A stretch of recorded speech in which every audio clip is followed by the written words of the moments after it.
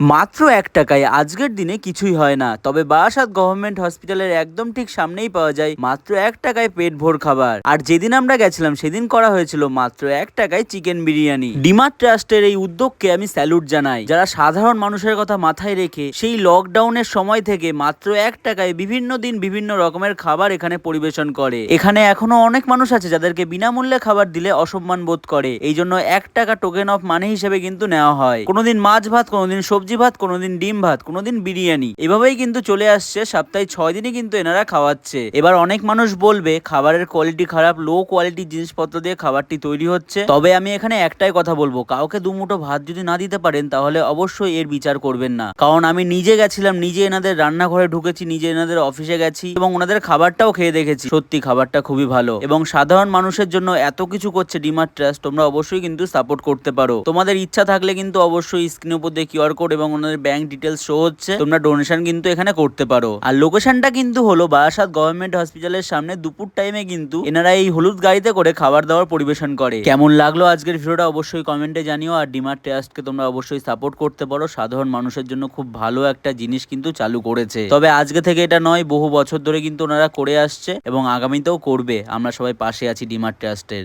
আমি যখন ২ বছর আগে এনাদের ভিডিও করেছিলাম তখন আমাদের রুবেল ব্লগ ফেসবুক পেজটাও ছিল না, কিন্তু তখন রুবেল ব্লগ ইউটিউব চ্যানেলে শুধু ভিডিও ছাড়তাম। ২ বছর আগে তখন কিন্তু ২৫০ থেকে ৩০০ মানুষকে খাওয়াতো, আর এখন থেকে সেটা কিন্তু ৪০০ হয়ে গেছে। ভবিষ্যতে কিন্তু ৫০০ ৬০০ আরো বাড়বে। শুধু এখন বারাসাত হসপিটালের সামনে দিচ্ছে ওরকম কিন্তু নয়, আরো ইচ্ছা আছে তাদের আরো বিভিন্ন হসপিটালে যাওয়ার, তাই তো? আমাদের পশ্চিমবঙ্গে করার প্রিপারেশন আছে এবং পশ্চিমবঙ্গের বাইরেও করার আমাদের প্রিপারেশন রয়েছে।